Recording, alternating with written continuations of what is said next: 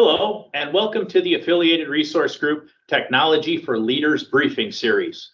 I'm Mike Moran, and today we're going to talk about incident response plans, why it's important, and the value of being prepared. As I get going in these briefings, there's one real core function that I want to make sure we touch on with the leaders and the folks that watch these. As a leader in your organization, you have to know what's going on.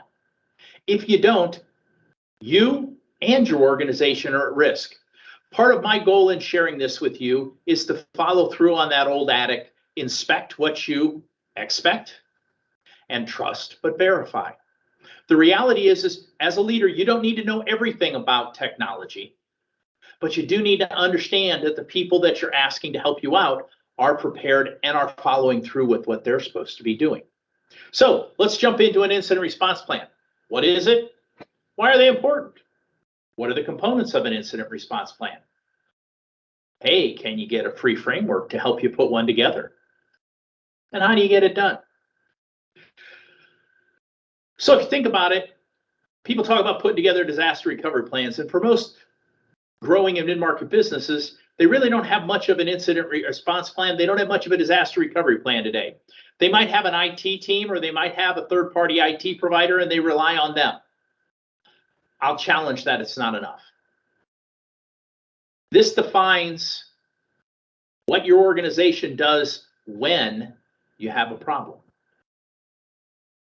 It helps define the specific activities and who's going to do them, so we can help reduce the anxiety and we can get focused faster to get the resolution done correctly. It coordinates your efforts if you have multiple teams that do that. When we work with our customers, we're obviously one of those teams that works together with them.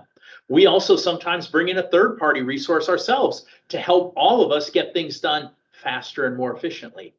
Understanding that who's got what responsibilities are important. Important step here, improves the communications. We'll have a communication plan. And it also prepares your organization for potential regulatory responses. Some of you are in healthcare, some of you in financial services, some of you are CPA firms, some of you lawyers. You have responsibilities to do that. But even general organizations have responsibilities for their employees' payroll and other functions that they may have for their customers. So everybody has to be aware of those. So 3 components: preparation, a communication plan, and a remediation plan. 3 important parts, fairly simple. We'll drive it through. Your preparation function is all the things that you do in order to prevent an issue from happening. Understanding your assets, getting a risk assessment, all of those things that you're working on as an organization to get those done, they're important. Your IT operations, we do patching and we verify it. We do antivirus, we verify it. We do make sure we have a good solid backup and that it's working and can be restored in a quick and easy and efficient manner. Those are all very important things to have. We have to document those things. We also have to establish what levels of things we're doing to make sure we're protected. Communication plan. Most companies don't have one of these. They might do a pretty good job of preparation and they might even be comfortable with a technical response, but they don't have a communication plan. I'll leave you with this question and you can ponder the importance of it. If you're in the middle of a ransomware attack, do you want the receptionist from your company to answer the phone and say, "I'm sorry, ma'am, thank you for calling, but we can't help you today. We were hit with a ransomware attack and all of our systems are down"? I've yet to hear anybody that said, "Yeah, I'm okay with that." So the communication plan is multiple fold.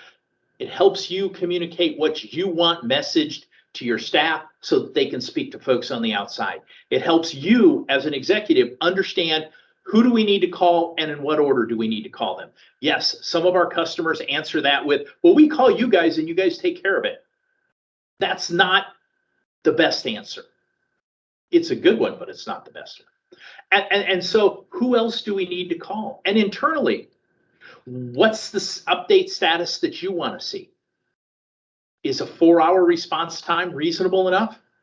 Sure. If you know you're going to get a response every 4 hours and give you an update on things, that helps you understand we know that we're making progress and we're doing things forward, especially if that status report gives you what are the next steps we're doing. If you've got regulatory requirements, that response also helps it's much better if you're prepared, i.e. I've got the letter prepared, I've got the messaging prepared, I'm prepared in case we happen to have to go in front of the media and explain we had an issue. It's always good to have that ready to go beforehand. A remediation plan is really what happens when an event occurs. What do you do? What does your staff do? What does your IT team do? Whether it's internal, third party, or combination, what do they do? What do they tell the staff member to do? So you don't mess something up. What's your insurance provider's involvement in a claims process? What might they want you to do? Make sure those things are all incorporated in your response time. Do you need a third party, as I mentioned before, who might be able to help with remediation with the ransomware people? That's a very important part of protecting your organization today. How do you help get it done and have it at best outlined? And then what happens if you only have one IT person and you're relying on them heavily? What happens if they get tapped on the shoulder and they're on vacation? How do you respond then? So we talked about a framework. We've actually developed a framework that you can download that will help you explain these 3 areas. Will help you lay out how you want to get it done.